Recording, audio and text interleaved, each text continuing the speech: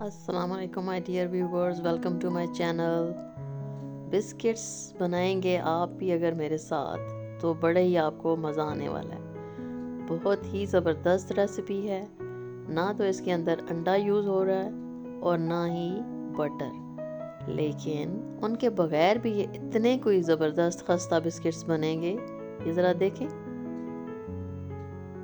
ये देखें, खस्ता एकदम क्रिस्पी एंड फ्लेवरफुल, बहुत ही ज़बरदस्त। ये देखिए, ज़रा चेक करें, बहुत ही ज़बरदस्त बिस्किट्स हैं। मुझे बना के ख़ुद भी मैंने बड़ा एंजॉय किया और बड़ा पसंद किया गया इनको।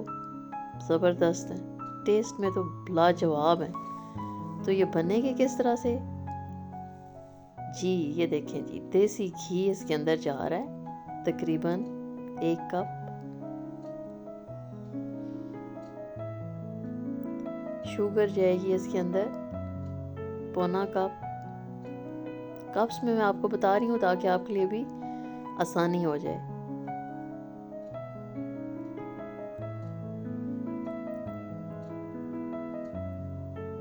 और मैदा इसके अंदर जा रहा है 200 grams, almost 1.5 cup. Pinch of salt, vanilla essence जाएगा, ये है जी। इसके अंदर corn flour 2 tablespoon, vanilla essence,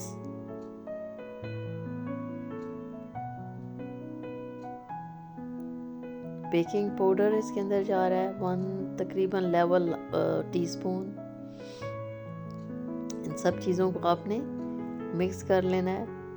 कोई आपको बीटर की ज़रूरत नहीं है, सिंपली आप देखें स्पैचुला की मदद से इसको मैं मिक्स कर रही हूँ। इससे पहले भी मैंने आपके साथ एक बिस्किट्स की रेसिपी शेयर की थी, उसके अंदर एग यूज़ हुआ था, लेकिन ये विदाउट एग। इसके अंदर कोई एग नहीं है, लेकिन बहुत ज़बरदस्त है। ये मैदा इसके अंदर जा रहा है, इसको आपने मिक्स कर लेना है। मिक्स करने के बाद आप थोड़ा सा हाथों का इस्तेमाल भी करेंगे। इसको आटे की तरह आपने डो बना लेनी है।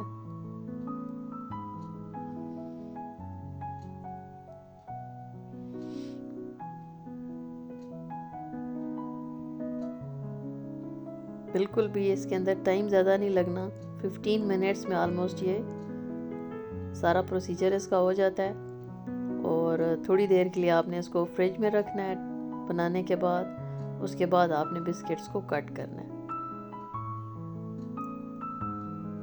ये हो गई जी इसकी डो तैयार। इसको आपने 3 पार्ट्स में डिवाइड कर लेना है। 2 पार्ट्स को आपने वनीला ही रहने देना है और 1 पार्ट के अंदर आपने 2 टेबलस्पून कोको पाउडर को ऐड करके मिक्स कर लेना है। ये आपके पास अब इसको आपने इक्वल 8 पार्ट्स में डिवाइड कर लिया। 8 पार्ट्स वनीला, 8 पार्ट्स चॉकलेट वाले। इनको आपने इस तरह से शेप दे देनी है। उसके बाद चॉकलेट के भी इस तरह से आपने 8 कर लेने हैं पार्ट्स, उनको भी यही शेप दे देनी है आपने। उसके बाद आपने शेप देने के बाद उनको मज़ीद थोड़ा सा साइज़ उनका इन्हेंस कर लेना है, लार्ज कर लेना है।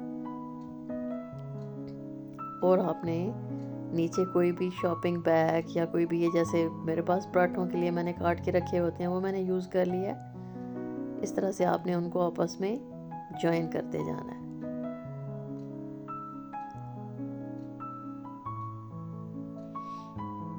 ये 1 बाय 1 आपने सब रख लिया। अब एक जो आपने बचाया हुआ था वनीला, वो सेंटर में रख के आपने इस तरह से इसको रोल कर लेना है। और फिर आपने इसको फ्रिज में रख देना है अबाउट 10 to 15 मिनट्स। उसके बाद आपने निकाला फ्रिज से और उनको आपने कट कर लेना है इस तरह से, हाफ इंच अबाउट, जो भी आपको साइज़ चाहिए, थिक चाहिए, थिन चाहिए, उस तरह से आप कर लेंगे। लेकिन ये जो है ये बेस्ट है। अबाउट हाफ इंच के ये आपने काट कर और इनको इस तरह से दोबारा से थोड़ी सी शेप दे देनी है। वैसे ज़रूरत है भी नहीं है, ना भी दें तो भी इट्स ऑलराइट।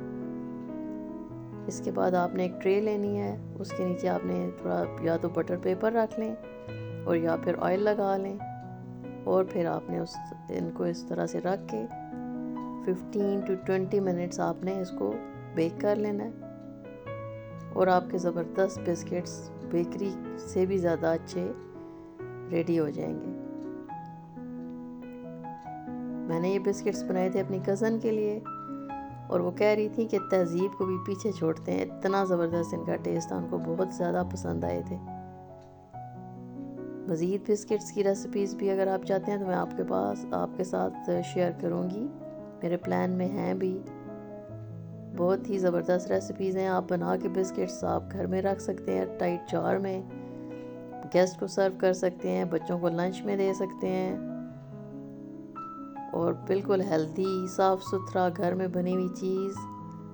और सबसे बड़ी बात यह है कि इसके अंदर देसी घी यूज़ हुआ हुआ है। अगर आपके पास देसी घी नहीं है तो आप नॉर्मल घी भी इसके अंदर यूज़ कर सकते हैं। ये आपने इनको रख लिया और आपने बेक कर लिया 20 मिनट्स अबाउट और ये रेडी हो गए। Thank you so much.